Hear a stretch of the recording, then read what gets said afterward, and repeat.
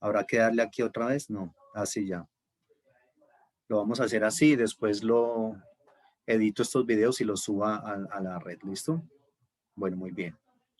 Vamos a orar entonces iniciamos. Señor, gracias te damos por tu fidelidad y misericordia. Gracias te damos porque tú eres, Señor, ese Dios grande y maravilloso, creador del cielo y creador de la tierra. Gracias te damos, Señor, por este tiempo, porque nos bendices, porque nos provees, Señor, porque podemos, Señor, estar delante de tu presencia para adorarte y para bendecirte. Gracias, oh Dios, por todo lo que significas para nosotros y porque nos permite, Señor, aprender de tu palabra, Señor. Eres maravilloso, eres nuestro Dios fuerte, grande, eterno, Señor. ¿Quién como tu maravilloso Dios? Adoramos y glorificamos tu nombre. Amén. Muy bien, vamos a trabajar entonces.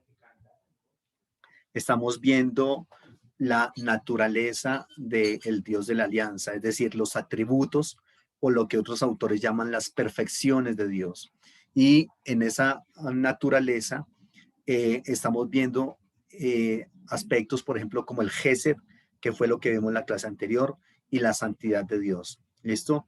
Hoy vamos a ver otros temas, puede ser, por ejemplo, el de la justicia, y vamos a ver también el de la ira de Dios, porque son temas bastante interesantes.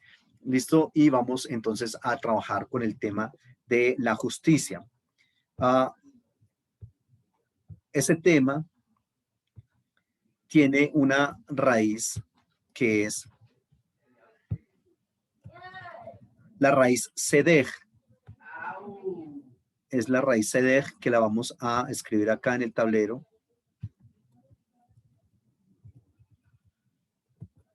Acá.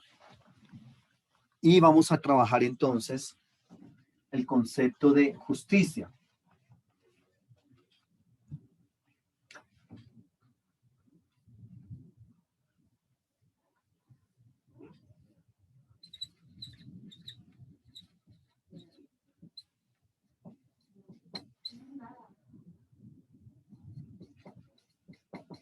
Esa es la raíz para justicia en el Antiguo Testamento.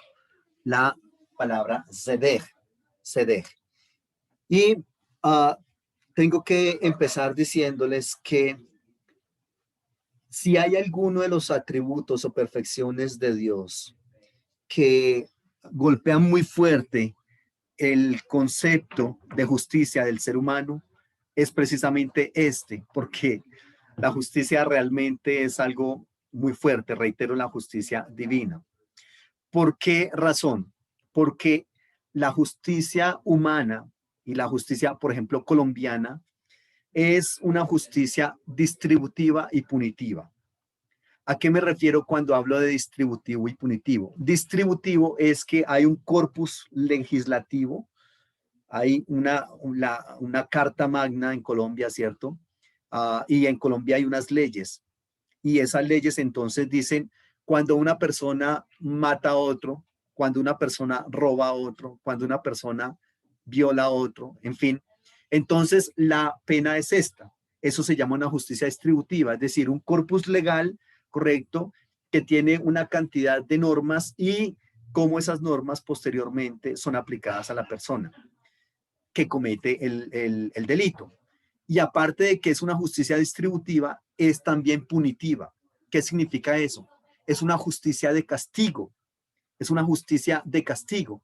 Y por lo tanto, esa justicia, uh, por eso es que en Colombia realmente la justicia no es como muy adecuada. ¿Por qué razón? Porque sencillamente es algo que no logra el objetivo que debería lograr la justicia, que es, por ejemplo, que una persona sea restaurada, pero nosotros vemos que en Colombia una persona que infortunadamente cae a la cárcel, ¿cómo sale de allá? Sale renovado, restaurado, con una nueva vida y eso no. Sencillamente esa persona un, eh, está adquiriendo un castigo por un delito cometido y punto. Pero como individuo, como ser humano, digamos que no hay una posibilidad de restauración, de resarcir tampoco el daño. Más adelante vamos un poquitico más de eso. Entonces, la justicia divina no es ni distributiva ni punitiva, ¿ya? Por lo menos inicialmente, es decir, el concepto de justicia como tal no es ni distributivo ni punitivo. Entonces, la justicia en Dios no es aplicar con imparcialidad una norma jurídica. Y aquí ya es algo bastante complejo porque para nosotros sí. Por lo tanto, reitero, el concepto de justicia de Dios para el ser humano es algo que no lo puede entender el ser humano muy fácilmente. Entonces, Dios no pretende aplicar con imparcialidad una norma jurídica, sino que ¿cuál es el asunto? Permítame, hago algo acá. La justicia divina es, hagamos de cuenta que este círculo es una comunidad de derecho. Es una comunidad de derecho. Aquí hay unas puertas y es unas puertas que están abiertas para que ingrese toda la persona que quiere. Aquí el Señor ha hecho una comunidad de derecho con todas las personas que quieran ingresar. Esa comunidad se rige por unas normas. ¿De dónde vienen esas normas? Del Berit. ¿Qué es Berit? Berit es pacto, alianza. Berit. Pacto o alianza.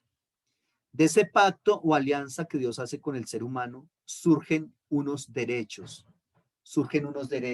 Entonces, aquí hay otro concepto muy importante. Es el concepto del mishpat.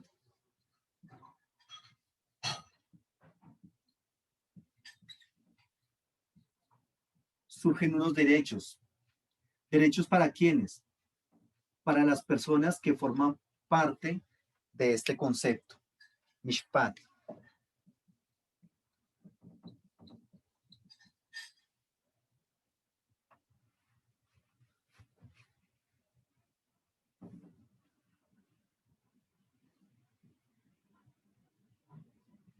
Aquí está, mishpat, que significa derecho.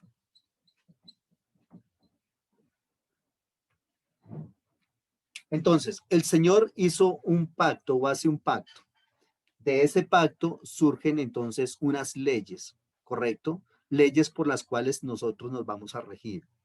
Y de esas leyes surgen unos derechos y también obviamente unos deberes, ¿correcto? Unos deberes. En esos derechos y deberes, el Señor le garantiza a cada uno de los miembros de esa comunidad el bienestar.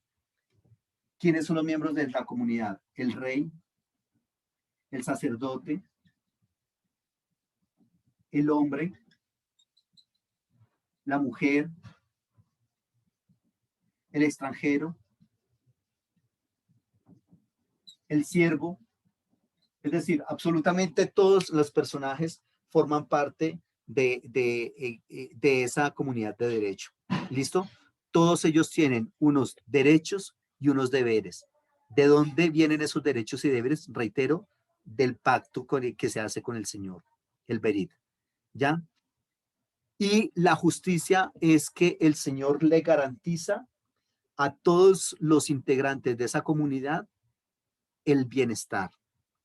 Yo a través, dice el Señor, a través del Berit, del pacto que hice con ustedes, les otorgo unos derechos.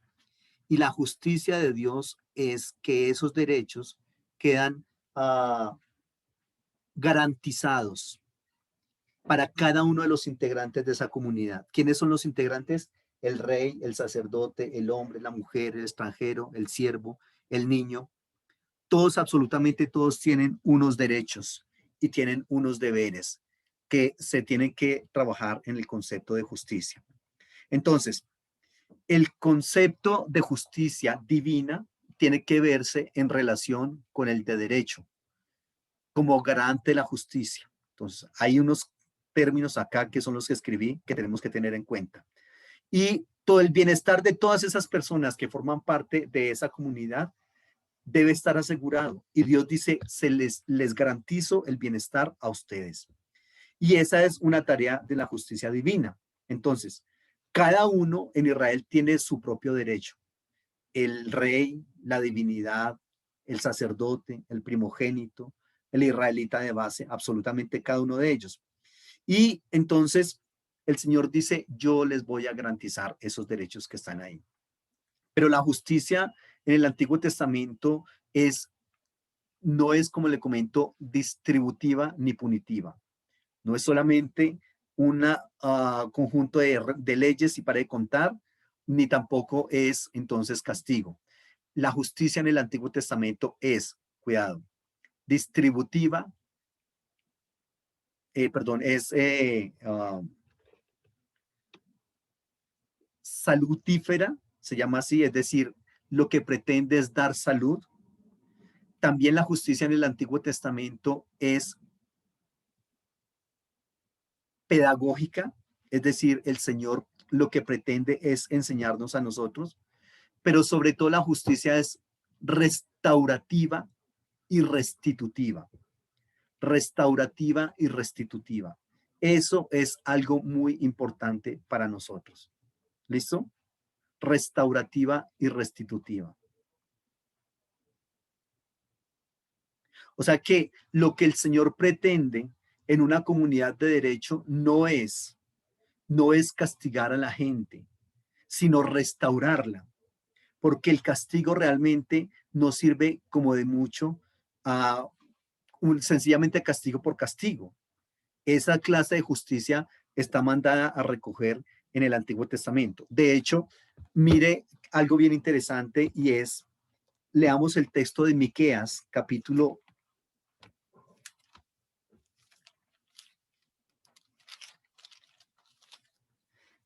7, versículo 9. Miqueas capítulo 7, versículo 9.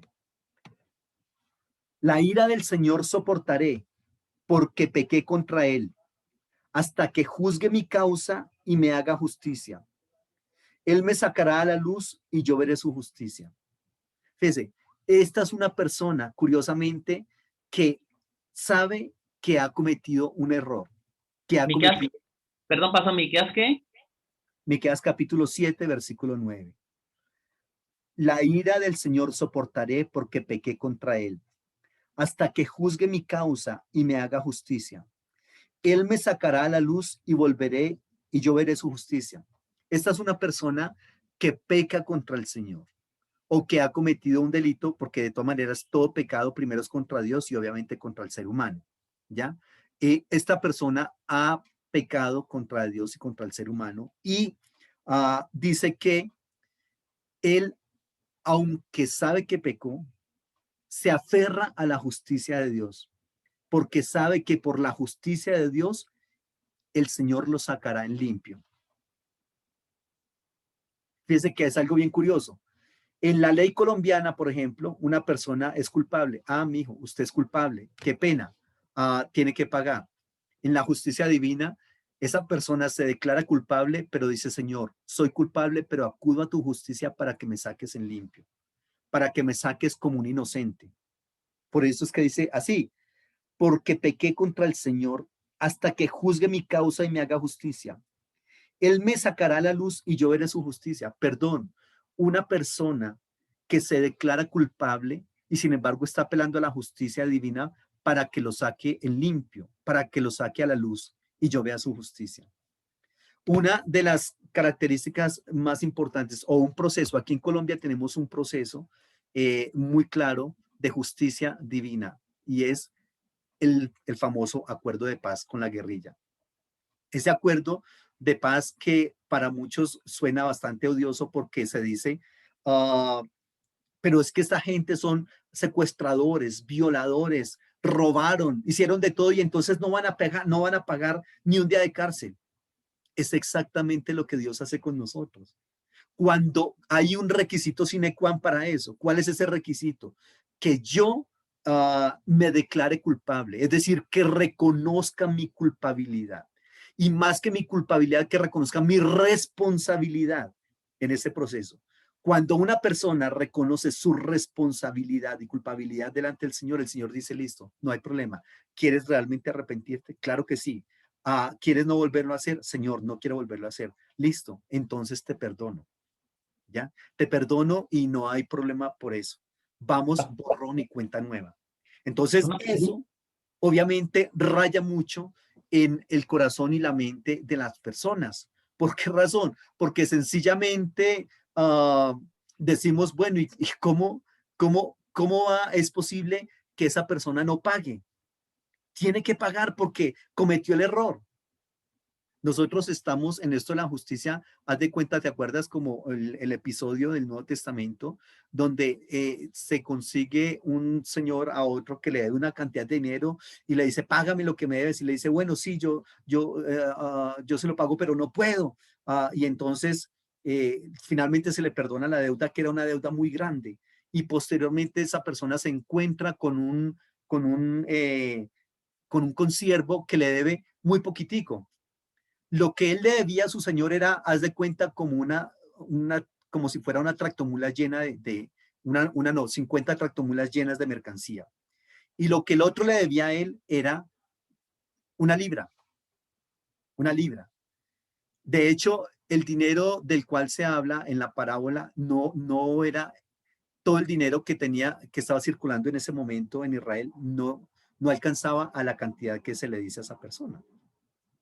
Pero entonces este personaje se encuentra a su consiervo y le dice, págame y definitivamente hasta que no le pagara, recuerden que el texto dice que lo metió a la cárcel y hasta que no le pagara. ¿Cómo en la cárcel esa persona puede pagar? Si no puede pagar cuando está afuera, mucho menos en la cárcel. ¿Y de qué sirve eso? ¿Para qué le sirve? Pero entonces, el concepto de justicia de nosotros es una cosa muy, muy diferente a lo que el Señor propone en el Antiguo Testamento. Entonces, hay, el pueblo de Israel es un pueblo que pertenece a la alianza del Señor, al Berit, al pacto. Y el Señor se consolida como el Señor del pueblo mediante el derecho, mediante la justicia. Ustedes serán mi pueblo, yo soy su Dios, y yo les garantizo a ustedes estos conceptos de justicia. Uh, entonces, lo que significa este término sedej que vimos acá arriba, permíteme un momento que está como muy brillante. Pastor, una pregunta. Sí, mi hijo, le escucho.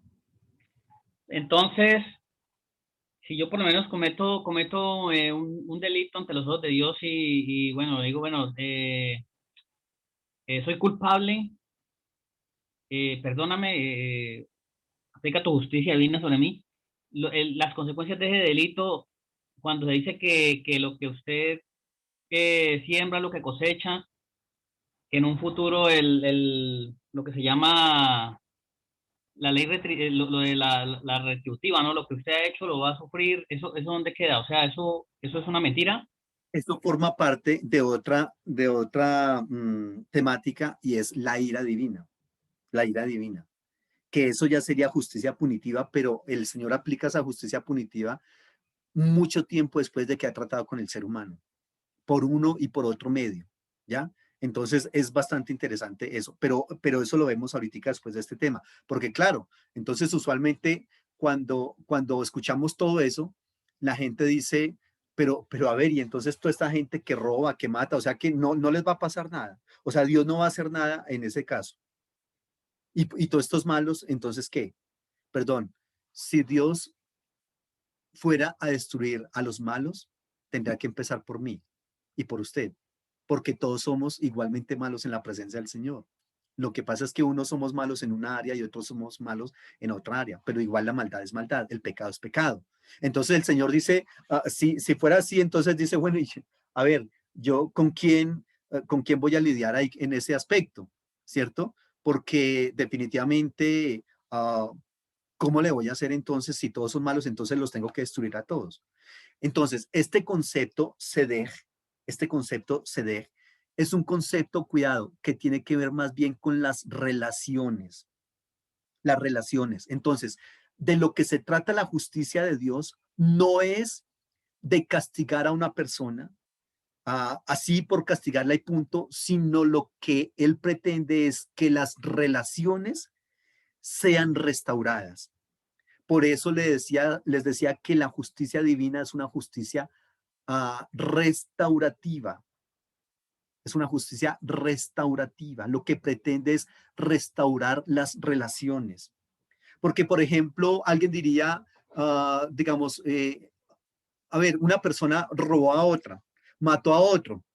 Y alguien diría, no, pues ahí sí, pues lamentable, el que se murió, pues lamentable, hay que enterrarlo y el otro para la cárcel. Pero cuidado, eso va minando las relaciones. Las relaciones, y alguien diría, pero ¿cuáles relaciones si esta persona ya murió? Pues lamentable, sí, pero es que esa persona no era sola.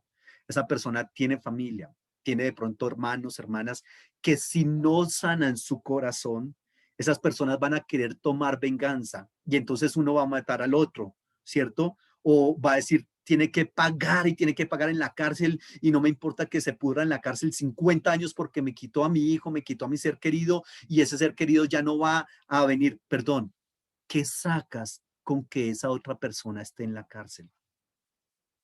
No sacas absolutamente nada, no ganas nada. Lo que se plantea, mire, por ejemplo, aquí en el Cauca, un caso que me enteré hace poco, bien interesante. Un indígena tenía pues su familia, uno de una tribu indígena, tenía su familia, ¿cierto? Y tuvo un problema con otro indígena que también tenía su familia. ¿Listo? Y entonces la discusión se acaloró y todo eso, y este indígena mató al otro, mató al otro. ¿Sabe qué hicieron los indígenas? Entonces, ¿qué es lo correcto en la ley colombiana? No, pues tiene que irse para la cárcel porque mató a otra persona, ¿cierto? Y de acuerdo a cómo lo haya matado, entonces ahí está una cantidad de bemoles en cuanto a cuál debe ser el castigo. Pero ¿sabe qué hicieron estos indígenas? Le dijeron, no, no lo vamos a meter a la cárcel. De ahora en adelante, lo que usted tiene que hacer es hacerse cargo económicamente de esta familia y dentro de lo posible, fungir con una figura paterna para ellos, ¿ya? Es decir, usted le quitó el papá a ellos, usted tiene que hacerse cargo económicamente de esa familia y tiene que velar por ellos. Usted nos tiene que traer una cuota alimentaria acá mensualmente y esa cuota va para esa familia. Entonces, fíjese, esta persona toda su vida va a entender su responsabilidad, la responsabilidad de lo que hizo y se va a intentar sanar las relaciones entre unos y otros. Eso es lo que se pretende. Alguien dirá, bueno, pero es que al que mató fue a esa persona. Yo no me veo afectado. Cuidado, que no me veo afectado.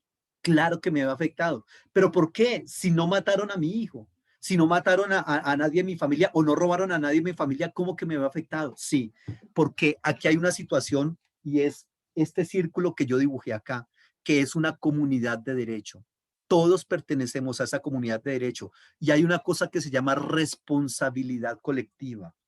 En la medida en que yo soy miembro de una colectividad, de una comunidad, yo tengo unas responsabilidades colectivas, es decir, lo que yo hago afecta positiva o negativamente al resto de personas de mi entorno, sea por pequeño que sea, no solamente a la familia a la cual de la persona a la cual se le robó, o no solamente a la familia de la persona que se mató, sino absolutamente a toda la comunidad, porque todos tenemos un rol específico que debemos cumplir en esa comunidad de derecho. Entonces, por eso el término ceder tiene que ver con un concepto relacional. La justicia divina lo que pretende es restablecer, restaurar las relaciones dañadas. ¿Y por qué el Señor necesita o pretende restablecer las relaciones dañadas? Porque como le comento, Él no puede decir, ni tampoco nosotros a Él, Señor, destruye a los malos. El Señor tendrá que mirarme fijamente y decir, Luis Carlos, ¿realmente quieres que destruya a los malos? Me dijo, ¿eres consciente que tengo que empezar por ti? Porque tú eres malo. Y porque nuestras mejores obras son como trapos de inmundicia ante la presencia del Señor. Entonces, si el Señor hiciera eso, destruir a los malos, pues por Dios, tendría que destruir a toda la creación que él había hecho, ¿ya? Entonces, es básicamente eso. Hay una relación que se ha creado a partir de los derechos que han surgido de esa ley, de ese pacto que se hizo con el Señor. Listo. Entonces, esas relaciones hay que restaurarlas. Entonces, ese concepto del derecho, el mishpat, no es una realidad abstracta, sino que son esos derechos, cuidado, y deberes de una persona resultantes de la relación. La justicia divina, entonces, dice cuáles son sus derechos, tales. El Señor dice, te los garantizo, te garantizo esos derechos. ¿Y cuáles son esos deberes? X deberes. Esos deberes tienes que cumplirlos tú. Y la justicia es que te garantizo los derechos y te garantizo los deberes, porque tus deberes son derechos de otras personas. Eso es lo que se plantea en esta comunidad en la cual estamos todos inmersos. ¿Listo? Preguntas. Entonces, la justicia tiene que ver que todos esos peligros que amenazan la situación relacional, todos esos peligros, el Señor lo que intenta es que evitarlos. Entonces, desde esa perspectiva, fíjese que el acuerdo de paz en Colombia fue algo, y curiosamente los que más criticaron ese acuerdo de paz fueron las iglesias. ¿Sí se dio cuenta? Incluso se salió a marchar, etcétera. Estamos exactamente como la parábola que le comentaba inicialmente de que cuando se trata de mí, Señor, perdóname todo. Pero cuando se trata de los demás, Señor, pero ¿por qué no actúas? Señor, obra. Señor, ¿cómo van a estar pagando estas personas? ¿Cómo van a estar allá sentados en el Congreso cuando violaron, cuando secuestraron, cuando mataron? Señor, no es correcto. Cuidado. Entonces, ¿qué es lo que tiene que haber, obviamente, en el concepto de justicia del ser humano? Tiene que haber un requisito sine qua non a partir del cual Dios dice, listo, te perdono y te restauro. Te voy a aplicar mi justicia. Y la justicia es la restauración de esa persona. ¿Cuál es ese requisito? Que la persona se declare culpable. Que la persona diga, soy responsable. Que la persona diga, reconozco mi error y quiero resarcirlo. Por favor, dígame cuál es la manera de resarcir ese error. Ahí el Señor dice, listo. El texto de Miqueas, por eso ese texto de Miqueas en la justicia humana no tiene absolutamente nada que hacer. Pero en la justicia divina dice, soy culpable, pequé contra el Señor hasta que me haga justicia y me saquen limpio. La justicia humana dice, perdón, sacarlo en limpio, mi hijo tiene que pagar. Tiene que pagar y unos buenos años en la cárcel. La justicia divina dice, mi hijo, te perdono y quiero restaurarte. Por eso es que la justicia divina es tan compleja para el ser humano. Y reitero, cuando nosotros somos los que hemos fallado, queremos que el Señor sea tremendamente benevolente y misericordioso conmigo. Cuando se trata de los demás, Señor, aplícale toda la ley, toda la ley. ¿Qué ibas a decir? Pastor, si se aplicara esa justicia divina en la justicia humana, ¿cómo sería la situación, pues? Mire, es que en la justicia punitiva, el asunto, ahí hay unas diferencias muy importantes, ¿no? En la justicia punitiva se habla de culpabilidad. En la justicia restaurativa se habla de responsabilidad. Una cosa muy diferente es decirle a una persona, usted es culpable. Otra cosa es decirle, usted es responsable. Cuando usted le dice a una persona, usted es responsable, lo que se pretende es que inmediatamente esa persona diga, caramba, soy responsable. Y que acto seguido diga, ¿cómo puedo resarcir ese daño? En la justicia punitiva, usualmente los delitos no son contra la persona que se cometieron. Date cuenta de eso. Hay crasos errores ahí. En la justicia punitiva, los delitos no son contra la persona que se cometieron, sino que son contra un corpus legislativo. ¿Sí? Entonces, o sea que en conclusión, en la justicia punitiva, es decir, la justicia humana, la justicia colombiana, el delito no es contra la persona que se cometió, sino contra el Estado,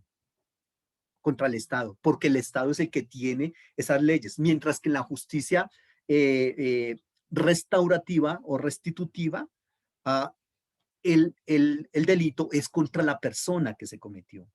Y es a esa persona a la cual se debe restituir. Fíjese que en la justicia punitiva no hay restitución para nadie. Y alguien diría, sí, sí hay restitución porque esa persona tiene que pagar 30 años de cárcel. Perdón, ¿y eso a quién le sirve? ¿Le sirve a la persona que va a ir a la cárcel? No, no le sirve, porque esa persona muy seguramente pierde esos 30 años y va a salir de allá peor de lo que entró.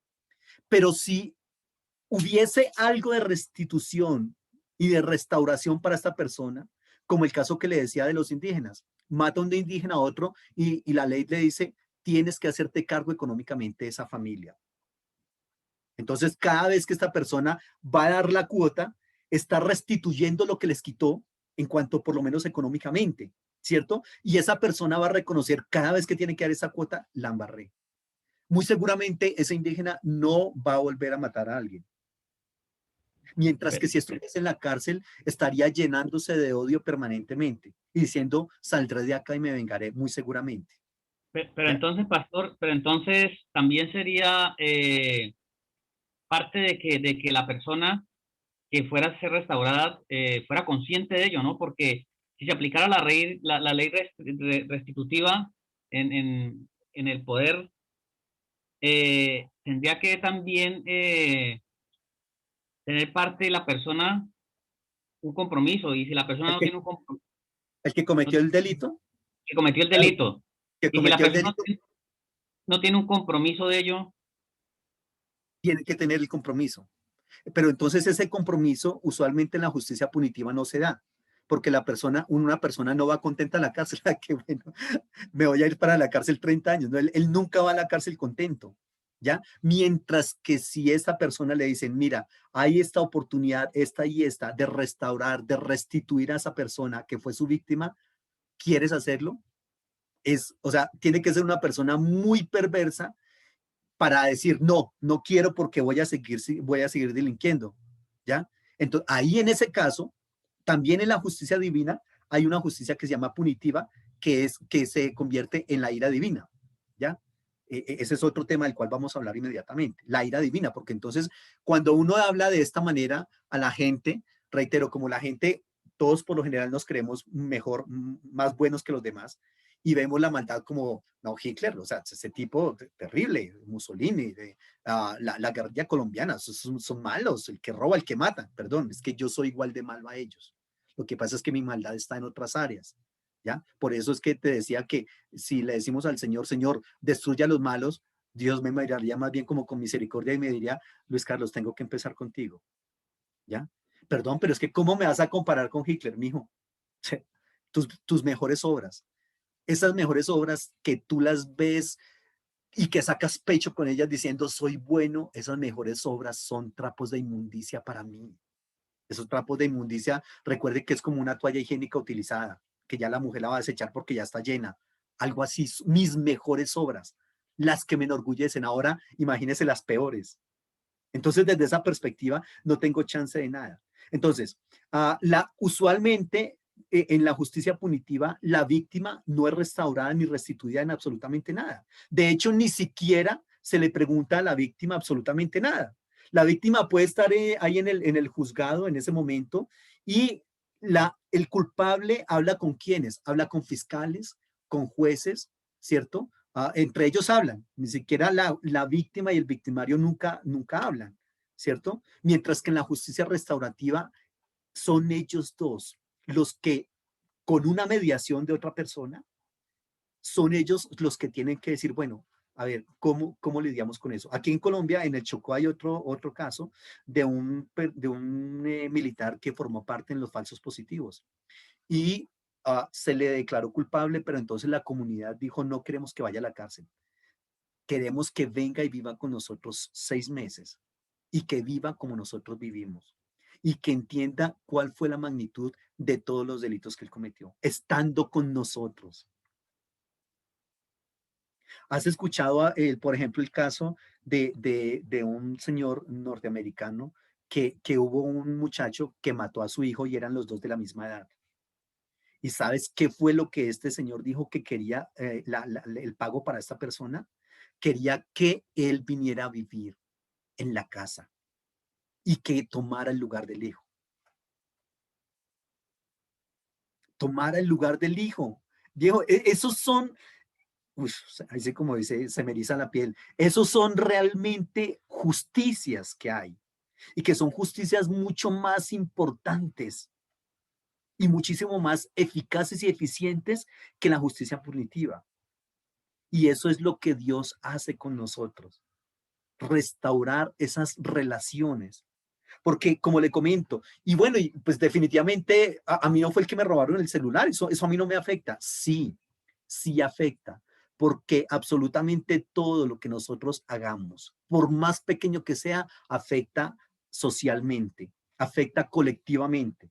Entonces, al restaurar esa pequeña relación entre el que le robó el celular al que y la persona que fue la víctima, eso va a hacer que ese ejemplo se multiplique en toda la sociedad y que la relación que fue restaurada entre la víctima y el victimario afecte también positivamente al otro, porque si no es restaurada esa relación, sencillamente donde yo vea a ese tipo lo mato, o donde lo cojamos robando entre todos le damos la paloterapia, como decimos aquí, como dicen aquí en Colombia, ¿cierto? Entonces fíjese que ya es toda una comunidad que está inmersa en eso y es como una ola de violencia que es como una bola de nieve, ¿correcto? Que va agrandándose cada vez más y más y más y barriendo absolutamente con todos. Entonces, esa clase de justicia no funciona. Si nosotros aplicásemos la justicia divina, las cárceles deberían estar cerradas y trabajar desde otras perspectivas con la justicia. Ahora, por ejemplo, en el proceso de paz, recuerde que se habla de restitución, ¿cierto? Ah, y no olvidar y tampoco no repetición. Y recordemos que incluso en este proceso de paz en Colombia se dijo que se les dio X cantidad de tiempo para que dijeran sus delitos y para que devolvieran cosas y todo ese asunto y que a partir de ahí, entonces ya el que no había entrado al proceso de paz y el que no había entrado digamos, a toda esta situación de decir la verdad y todo ese asunto, entonces no lo cobijaba esa justicia especial para la paz. Eso es lo que se llama, que le estoy hablando del proceso de paz en Colombia porque es lo más parecido que tenemos en Colombia y en el mundo a lo que es la justicia divina. Es lo más parecido. Perdón, pero ¿cómo no van a pagar ni un día de cárcel con todo lo que hicieron? Cuidado, es que ellos se arrepintieron y de ahora en adelante van a demostrar que sí están arrepentidos. ¿Cómo lo demuestran? No volviéndolo a hacer.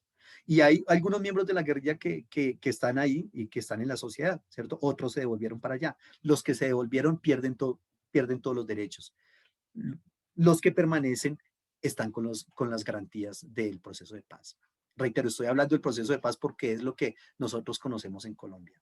Ya, es algo tremendo, ¿no, pastor? Porque es algo complicado de entender, ¿no? Porque de todas maneras el daño queda hecho y, y uno, cualquier persona, desde un punto de vista diría, no, me parece injusto que ya unos tipos que cometieron tantas atrocidades, sencillamente digan, bueno, me arrepiento y ya está. Y el sufrimiento de las familias y todo lo que ha pasado, pues eso nadie lo va a restaurar. Sí, el asunto es que, digamos, esas personas en la justicia punitiva dicen, no, pues la máxima pena en Colombia son 60 años, pues a esa gente les corresponde como 120, pero al menos que sean los 60 años. ¿Qué gana con eso la mujer a la cual fue violada? Entonces, de pronto, la mujer que fue violada dice que por lo menos está en la cárcel. Ahí hay signos de un corazón dañado, de un corazón que odia.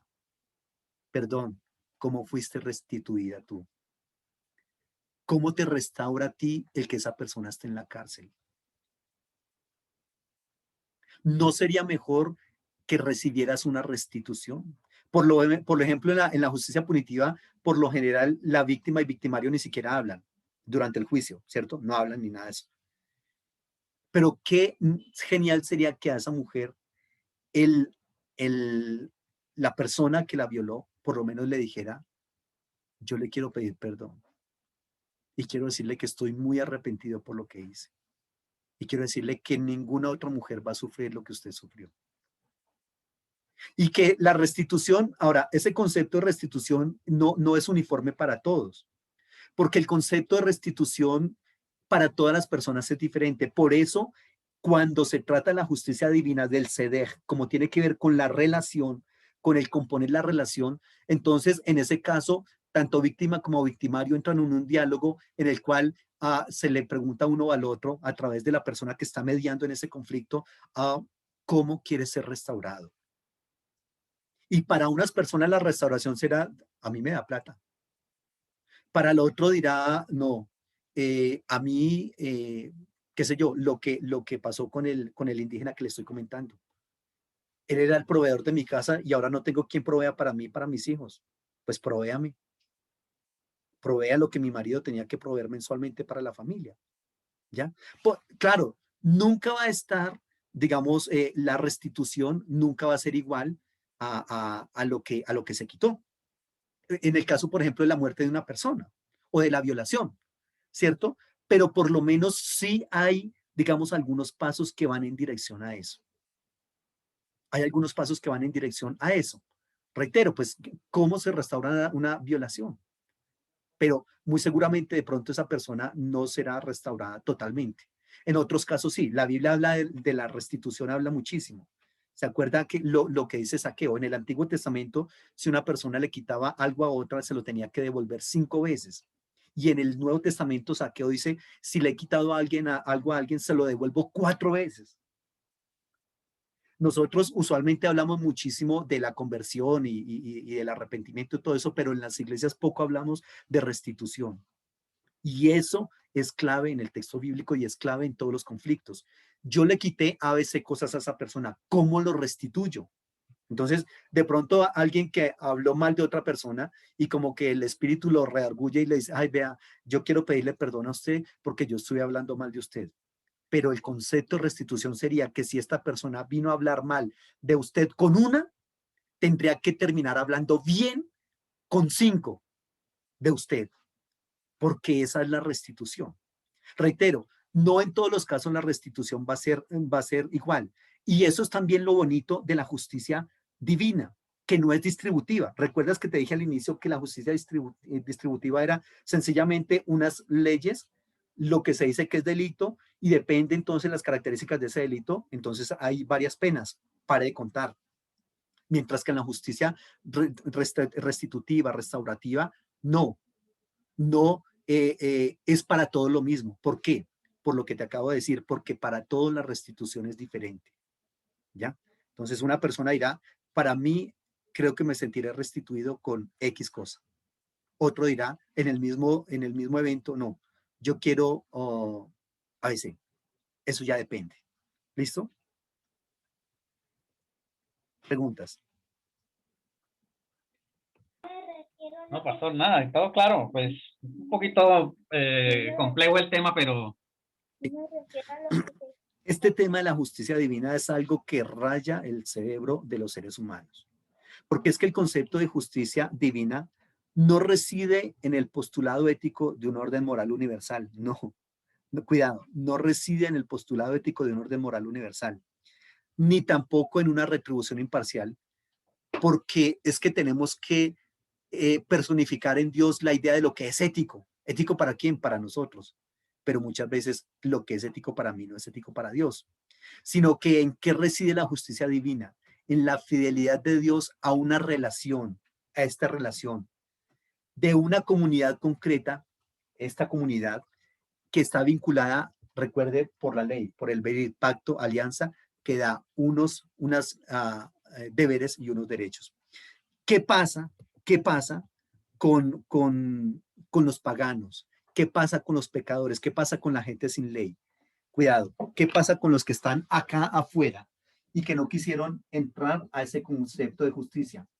Lo que llamaríamos nosotros los paganos. ¿Qué pasa con ellos? La puerta de la justicia divina, de la comunidad de derecho para disfrutar de la justicia divina están abiertas, véalas, aquí están abiertas. Todo el mundo puede entrar, el que quiera puede entrar. La idea es que todos entremos. ¿Qué pasa con el que no quiere entrar? Castigo, ira de Dios. Ahí sí viene a la justicia punitiva, que se traduce en ira. ¿Ya? ¿Por qué? Porque la puerta estuvo abierta y usted no quiso entrar. La justicia divina es, discúlpeme la expresión, lo que yo digo es como una especie de rosca. Los que están dentro de esa rosca son los que disfrutan de eso. Pero ¿cuál es la diferencia entre la rosca, entre comillas, divina? ¿Cuál es la rosca divina? La diferencia entre la rosca divina y la rosca humana. Que en la rosca humana solamente entran los que están los que quieren y los que están ahí y no dejan entrar a nadie más. No, usted ya no, porque aquí estamos los que somos. Mientras que en la justicia divina entra en esa rosca cualquiera. Y estoy hablando de rosca, el concepto de rosca, por favor, entiéndamelo para intentar que nosotros entendamos que es los que formamos parte de este equipo, de este grupo, de este gueto. Somos nosotros solamente y para de contar. Pero reitero, en el proceso divino, ¿quiénes están o quiénes pueden entrar a esta rosca? Absolutamente todos, todo el que quiera, porque las puertas están abiertas y están abiertas hasta el momento. ¿Qué pasa con los que no quieren entrar? Reitero, ahí sí, para ellos, ira, castigo, juicio. ¿Por qué? Porque obviamente son personas que, como tú decías anteriormente, tiene que haber un arrepentimiento y tiene que haber un deseo de no repetición. Claro. Entonces, en ese proceso, tiene que haber ese deseo de que no lo voy a volver a hacer. Y estas personas que permanecen afuera, permanecen allá porque no quieren entrar en la justicia divina.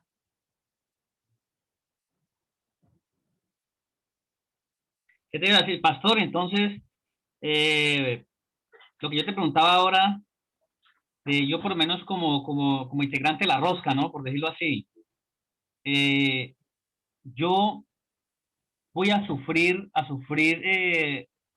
como las consecuencias de ese acto que yo cometí, con lo que se dice de la ley de la compensación, que lo que has hecho lo pagará más adelante, o sencillamente la justicia divina ya me centra o me excluye de llegar a sufrir lo que tengo que pasar por haber cometido ese pecado, ese delito.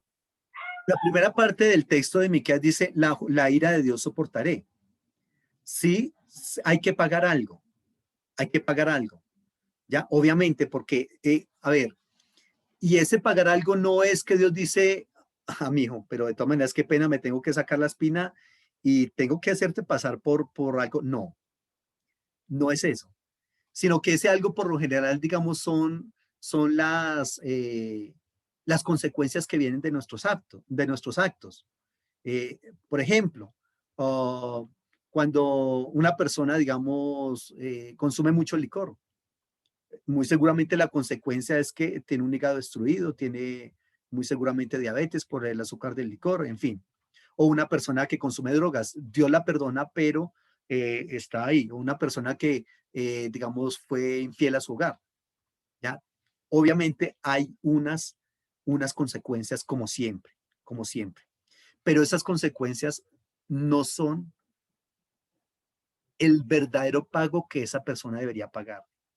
Volvemos a lo mismo. En Colombia hay una ley que dice que si una persona confiesa su delito, inmediatamente se le descuenta el 50% de la pena. Si yo confieso mi delito delante del Señor, reitero, muy seguramente las consecuencias de mis actos quedan. Las consecuencias. Pero el castigo que debería llevar por lo que hice, no lo recibo. ¿Por qué? Porque estoy arrepentido y estoy dando ejemplo, estoy dando muestras, eh, estoy dando evidencia de que sí estoy arrepentido. Tiene que haber una evidencia permanente de que sí estoy arrepentido. Entonces, eso es lo que tenemos que ver en ese concepto.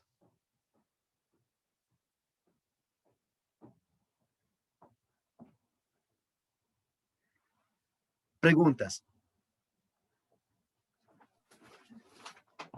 No, nada, pastor, voy a continuar, está claro. Es exactamente lo que Dios hace con nosotros a través de la persona de Jesucristo. Nos tendríamos que pagar una cantidad de cosas, pero nosotros en la teología cristiana entendemos que Cristo pagó por nosotros, ¿ya? Y al pagar Cristo por nosotros, entonces yo ya no tengo que pagar absolutamente nada. Yo ya no tengo que pagar nada. ¿Quién lo pagó? Él. Si yo me atreviera a decir, no, yo quiero pagar algo, absolutamente todo quedaría anulado. Y yo no podría pagar lo que pagué, lo que debo, porque sería una deuda muy, muy grande. ¿Listo? Muy bien. Entonces, es prácticamente el mismo concepto de justicia neotestamentario, el del Antiguo Testamento. La diferencia es que en el Nuevo Testamento se logra a través de Jesucristo, ¿ya? Mientras que en el Antiguo Testamento sencillamente se lograba a través de la ley, a través del pacto, a través del concepto de mishpat, de el derecho, ¿cierto? Y se lograba era a través de eso. Muy O bien. sea, ahora mismo Jesucristo es nuestro mediador. Es aquel a partir del cual nosotros logramos la justicia divina. Él pagó. ¿Qué me corresponde a mí? Aceptar esa responsabilidad. ¿Listo? La responsabilidad de asumir ese sacrificio vicario. Por eso se habla del sacrificio vicario. Vicario significa en lugar de otro. Yo debería estar ahí, pero el Señor dijo no, que no sea Luis Carlos, quiero ser yo. Y así es como actúa el concepto. ¿Listo? Preguntas. Pero Bueno, de igual manera esa justicia divina que rige en el Antiguo Testamento, la esencia que tiene también se aplica en el Nuevo, ¿no? sí, es la misma esencia. Reitero que lo único que cambia en la teología veterotestamentaria con la neotestamentaria es la mediación. La mediación. La mediación en el Antiguo Testamento es Berit, el pacto, la alianza, la ley que surge de ese pacto y el derecho que surge de ese pacto, es decir, la ley. Mientras que en el Nuevo Testamento es la persona de Jesucristo. Eso es lo que cambia. Pero de todas maneras, el concepto como tal, la esencia como tal es la misma. Muy bien, eso en cuanto a justicia. Pero claro, obviamente yo sé que eso raya muchísimo en la gente, porque siempre surge el concepto de, bueno, ¿y qué va a pasar entonces con, con los malos? ¿Qué va a pasar con estas personas? Los malos, como no se arrepienten delante del Señor, pues sencillamente esos malos van a llevar una consecuencia y es la ira, que es el tema que veremos en este momento. ¿Listo? La ira. Hablemos entonces un poquitico de la ira de Dios. Muy bien. La ira en la divinidad básicamente es o se refiere a cualquier tipo de desagrado y a la manifestación de ese desagrado. Es decir, la ira en la divinidad actúa en que Dios está, en que Dios está enojado por a veces circunstancias y la ira entonces viene a ser una manifestación, es decir, algo evidente, algo palpable de, de ese enojo de la divinidad. Y curiosamente, mire que en el hebreo una de las características es que si es un término muy importante, se trabaja con varios términos. Si es un concepto muy importante, se trabaja a partir de varios términos. ¿Listo? Entonces, en este caso, por ejemplo, los términos que se emplean para designar la ira son varios. Mire, por ejemplo, está el término harom.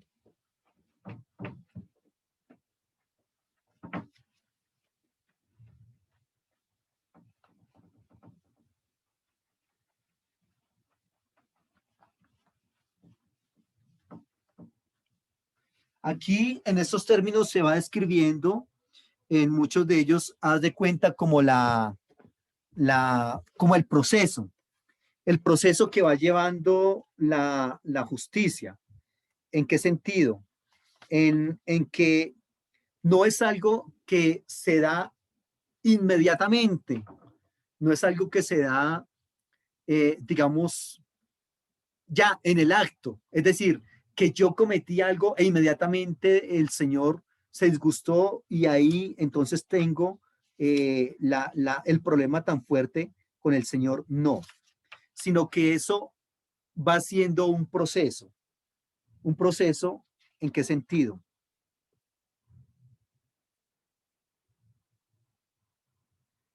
Un proceso en el sentido de que, por ejemplo, las palabras jarón,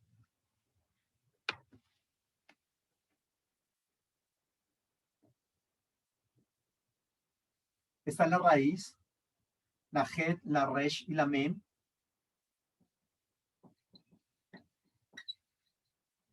Y la palabra también gemá,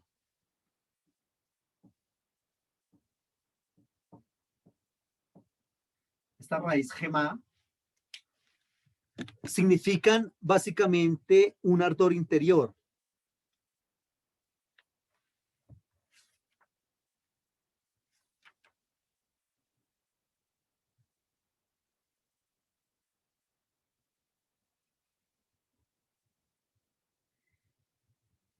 Jarón y gemá significan entonces un ardor interior. Permíteme un momento, estoy mirando acá.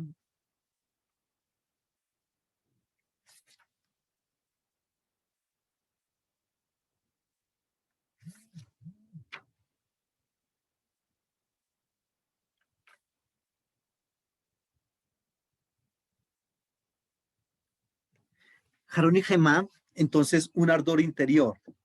Describen la ira desde esa perspectiva. Pero también hay otra palabra, otras dos palabras que son ruaj y af. Ruaj es la misma palabra para espíritu. Ruaj y af.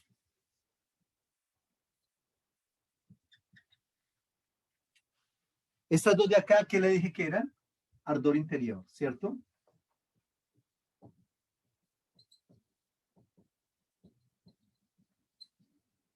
Estas dos palabras de acá tienen que ver como esta palabra, curiosamente, af, es la palabra en el hebreo para nariz, nariz, pero también significa ira, en el sentido de que una persona, uh, cuando está enojado, resopla por la nariz, ¿ya? Y este concepto tiene que ver con resoplido y los efectos hacia afuera. Es decir, que acá, fíjese, cuando hablamos de la ira como ardor interior, es algo que está acá dentro de la persona y que va subiendo, va subiendo. Pero ya el ruaj y el af tiene que ver con un resoplido hacia afuera, es decir, ya se empiezan a ver manifestaciones hacia afuera de esta situación. Y tenemos entonces otras palabras cuando ya evidencian la ira desde una perspectiva mucho más fuerte, que son las palabras Hebra, Sahan y Saaf. Por lo menos coloquemos unas acá.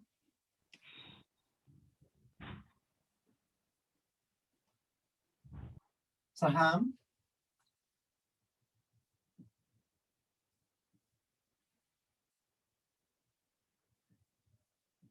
Y Saaf. Estas, estas raíces tienen que ver más bien como con una manifestación muy fuerte de la ira. En el caso de espuma, de un espumajeo, es decir, algo que va creciendo, como algo que hierve. Por eso entonces se habla de el espumajeo, del hervidero, es decir, la ira en todo su furor. O el término kesef, que está acá, este término kesef, que es este de acá,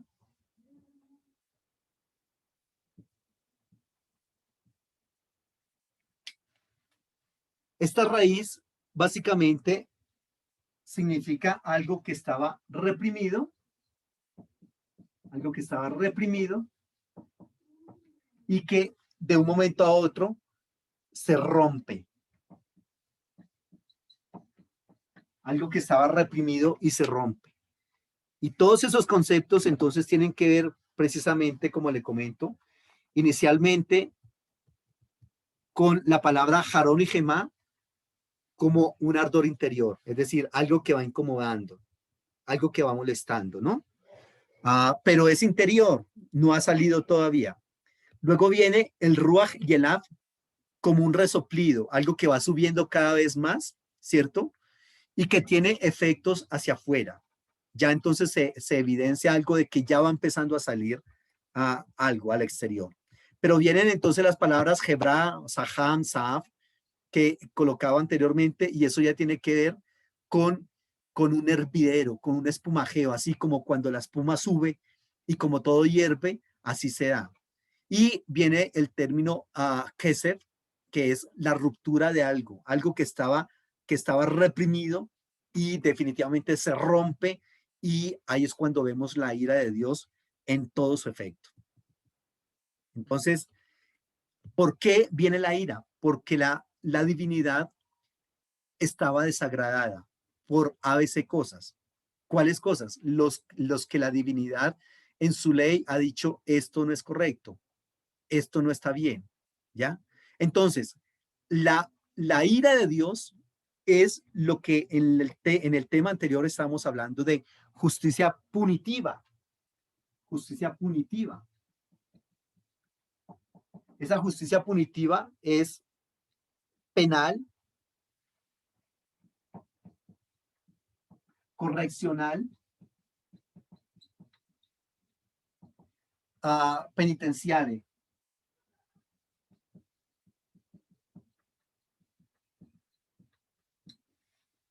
La justicia punitiva es una justicia penal, correccional, penitenciaria. Y cuidado con este tema de correccional, porque es muy importante saber que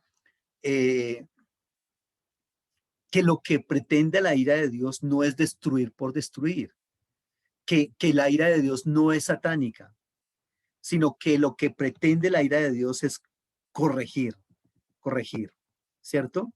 Entonces, pero cuidado, hay algo bien importante, que para Israel el motivo más inmediato de la ira divina era una transgresión humana, cuidado, independientemente si se era consciente o no. Aquí es algo muy importante. Es decir, aunque la persona no supiera que eso está mal y tiene que llevar las consecuencias, ¿ya? Entonces, fíjese que poco a poco se fue dando ese concepto de que la ira divina y el pecado eran normal, eran, digamos, el pecado del ser humano llevaba a la ira divina. ¿Cuándo? ¿O en qué momentos o en qué lugares? En todas las religiones y en todos los lugares donde las divinidades se consideraban protectoras de la justicia, guardianas de la ley, guardianas del bienestar, de lo que es correcto, de lo que es honesto. Entonces, si esa divinidad de ese lugar era así, pues entonces si una persona cometía un pecado, pues entonces venía la ira. No todas las divinidades tenían esa característica. Había divinidades que también eran malas en todas las diferentes cosmogonías del pueblo. Entonces, esa experiencia de la ira de Dios en el ser humano se fue como afirmando en cuanto a que esa ira de Dios venía porque el ser humano había tenido una ofensa a la alianza del Señor, a la ley del Señor. Entonces viene la ira. Entonces, obviamente, al quebrantar la ley del Señor, pues la consecuencia es que viene el enojo de Dios y viene la ira. Entonces, la ira se constituía en el castigo por los pecados cometidos. La ira de Dios en el Antiguo Testamento era el castigo por los pecados cometidos. Por ejemplo, la ira en el Antiguo Testamento es una venganza por un ultraje cometido a Dios o a otra persona. Leamos algunos de estos textos. Miqueas 5, 14 y 15 o Jeremías 11, 20.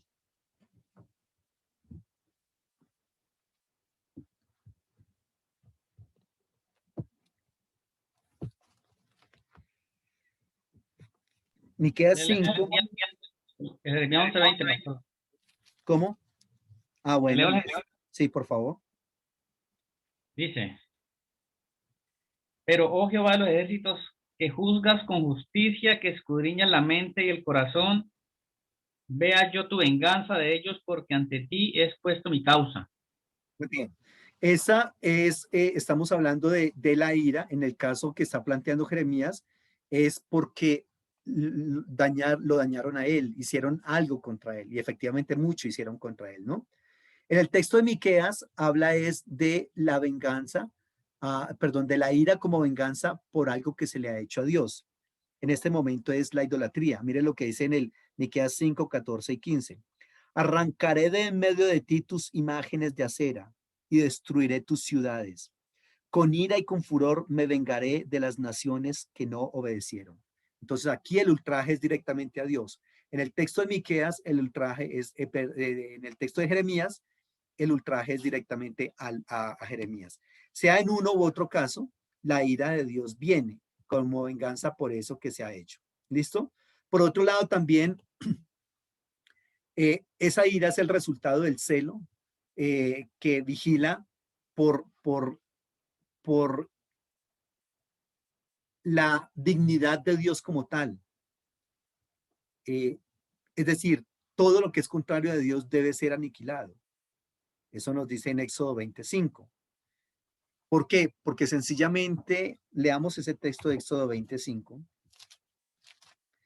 El celo en la divinidad no te inclinarás a ellas ni las honrarás, porque yo soy el Señor tu Dios fuerte, celoso, que visito la maldad de los padres sobre los hijos hasta la tercera y cuarta generación de los que me aborrecen. Y hago misericordia por millares a los que me aman y guardan mis mandamientos. Entonces, sencillamente, uh, Dios está chequeando, mirando, digamos, lo que ese ser humano está haciendo. En este caso, por ejemplo, está asociando la ira de Dios con la idolatría del pueblo. Y dice que Él es un Dios fuerte, celoso, que visita la maldad de los padres sobre los hijos hasta la tercera y cuarta generación. Entonces, la ira de Dios viene, reitero, por un ultraje hecho a la divinidad, como en este caso de Éxodo capítulo 20, ¿correcto? Usualmente, ¿por qué esto es tan grave? Porque cuando una persona ultraja la divinidad, es decir, quebrantando uno de sus mandamientos, por lo general también va a quebrantar al ser humano. Porque cuando una persona está lejos de Dios, acto seguido, lo que intentará hacer es destruir al ser humano. Cuando una persona está cerca de Dios, acto seguido lo que intentará hacer es promocionar al ser humano, levantarlo, restaurarlo. Entonces tiene que ver una cosa con la otra. Obviamente, entonces cuando se hace ese vejamen a la divinidad, es muy posible que también se haga al ser humano.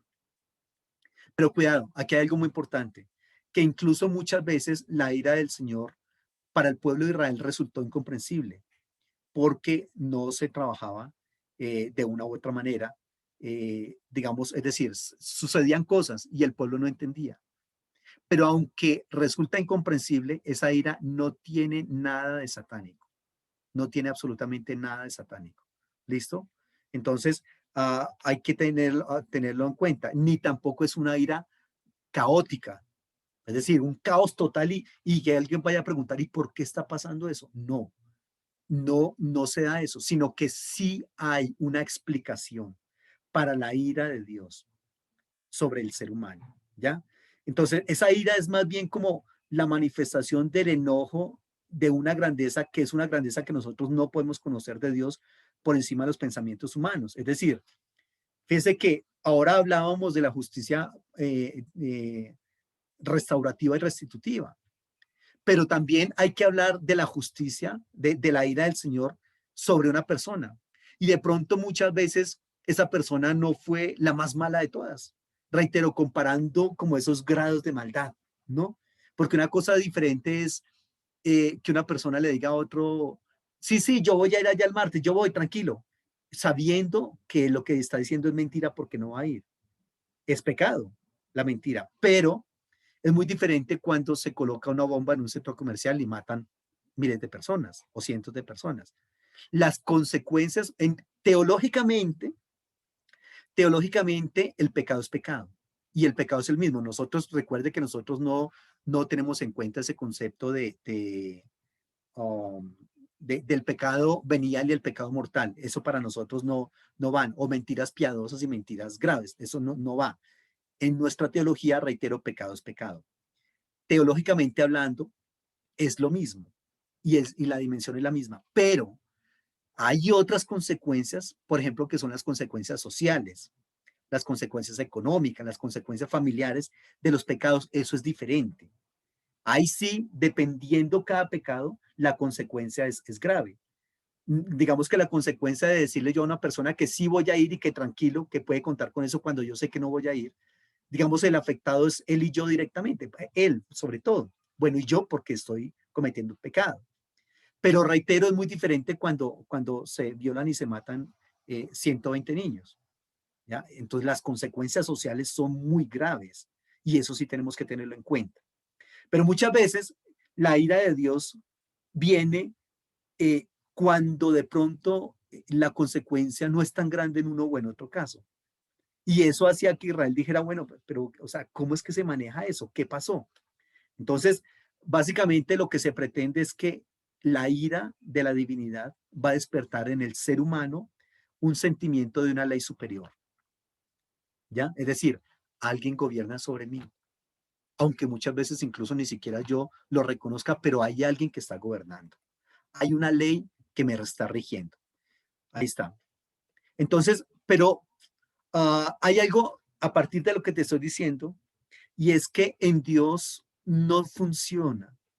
En Dios no funciona esos cálculos que nosotros los seres humanos hacemos de premio y castigo.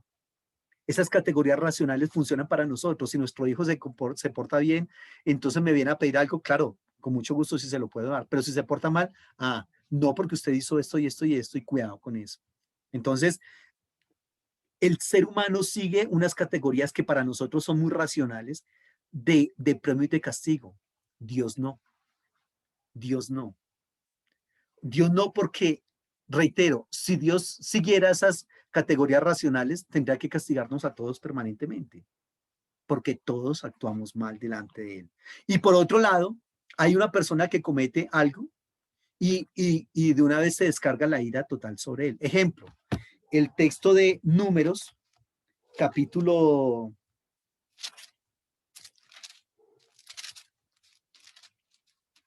El libro de Números tiene un texto bastante interesante. Números capítulo 15, versículos 32 en adelante. Se encuentran una persona que está recogiendo leña en el día de reposo. Ojo con esto, leña en el día de reposo.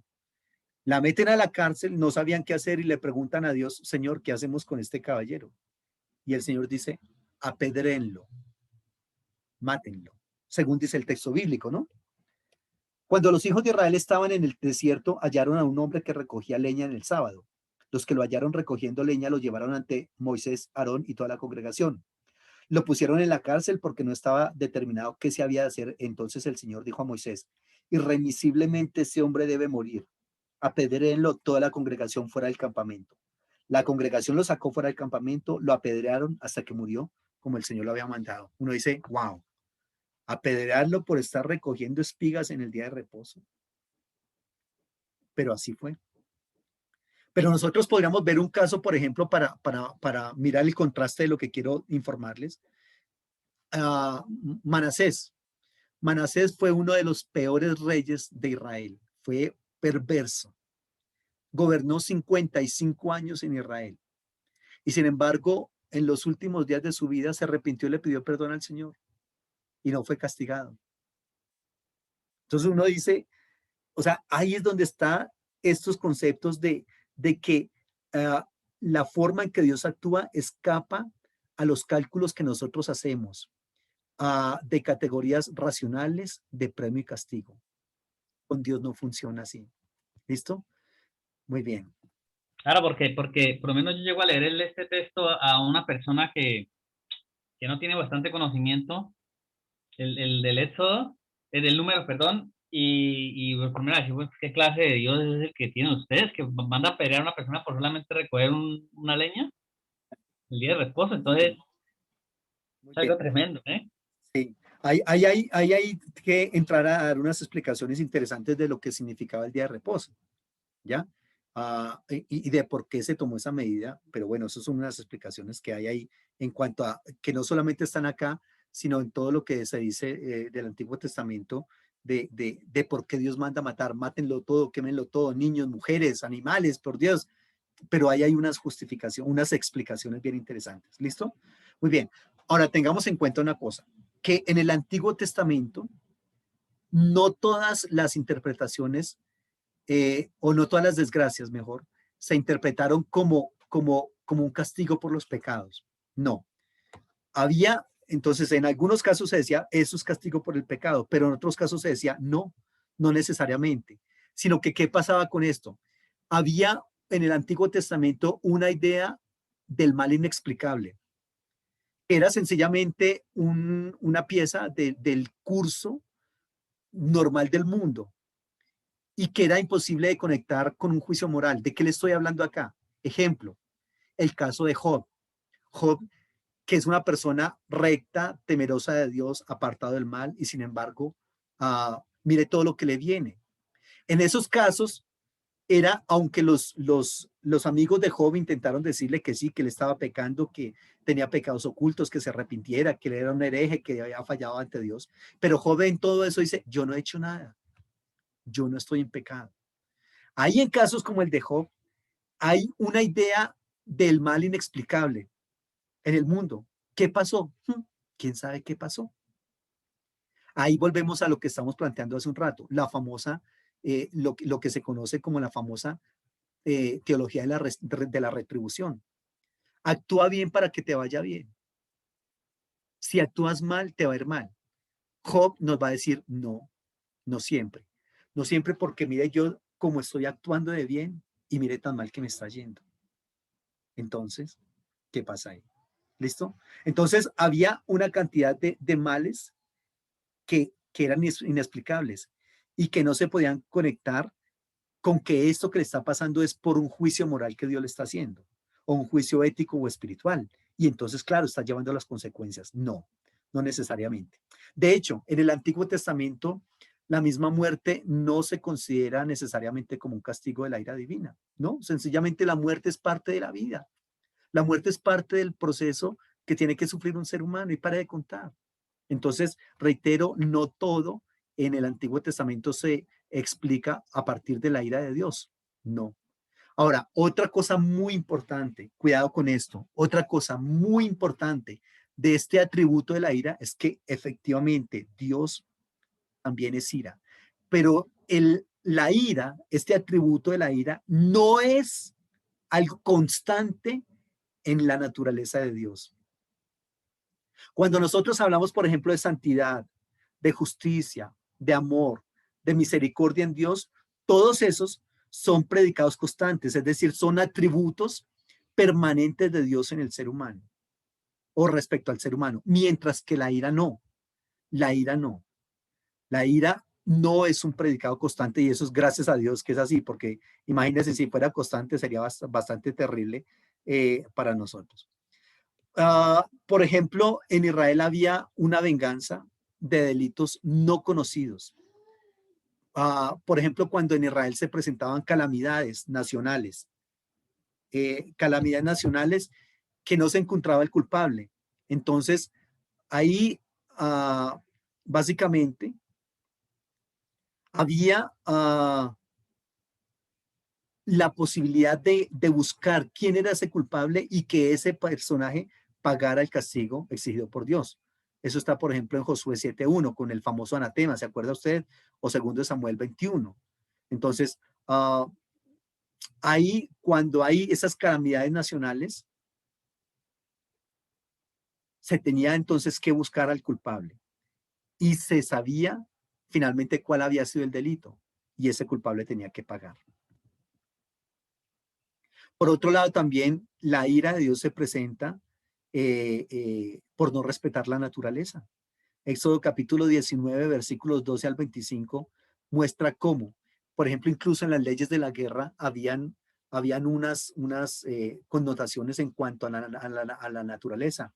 Los árboles frutales se debían respetar, no se podían tumbar, aunque se estuviera en guerra, ¿ya?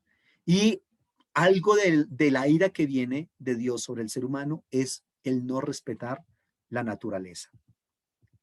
Ah, ahora, algo bien importante, el Señor no desata la ira de él en el momento, ya, inmediatamente, no, sino que el Señor espera cuál es el momento más adecuado para que la justicia que él quiere exhibir a través de la ira sea el momento en que más esa justicia brille, más resplandezca. Incluso el Señor durante muchísimo tiempo anuncia el castigo. El Señor no nos coge desprevenidos. Si nosotros vemos, por ejemplo, el profetismo del siglo VIII, cuánto el Señor envió a sus profetas a decirle al pueblo, cuidado, si no se arrepienten, va a pasar esto y esto. Y pasaron años y años y años. Y el pueblo, porque no pasaba nada, decían, eso no va a pasar nada, eso es mentira. No, no porque el Señor anunció previamente el castigo. Mire lo que dice 2 Samuel 15, 23 al 33, o 2 Samuel 12, del 10 al 12, del 10 al 13, o 1 de Reyes 21, del 19 al 29. Leamos por lo menos 2 de Samuel 12, versículos 10 en adelante. Por lo cual ahora no se apartará jamás de tu casa la espada, por cuanto me menospreciaste y tomaste la mujer de Urías, el heteo, para que fuera tu mujer. Así ha dicho el Señor, yo haré que de tu misma casa se alce el mal contra ti. Tomaré tus mujeres delante de tus ojos y las entregaré a tu prójimo, el cual se acostará con ellas a la luz del sol. Porque tú lo hiciste en secreto, pero yo haré delante de ti a pleno sol. Entonces, acá hay algo muy importante y es que el Señor está advirtiendo que la ira de él viene. No los va a coger desprevenidos, ¿cierto? Entonces, eso está muy importante. Ahora, por otro lado, hay que tener en cuenta también que la ira tiene una limitación. La ira, la gracia de Dios le pone límites a la ira divina. Esos son unos textos bastante interesantes, Deuteronomio 5, 9 y 10, o Números 14, 18. Leamos por lo menos uno de esos dos versículos.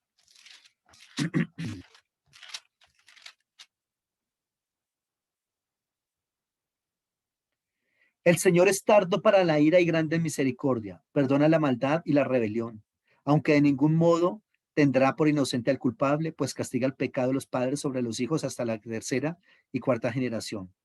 Aquí este texto habla de que perdón, castiga hasta la tercera y cuarta generación, pero cuando se habló del Gesed, la clase anterior, dijimos que el Señor tiene misericordia hasta 1000 generaciones.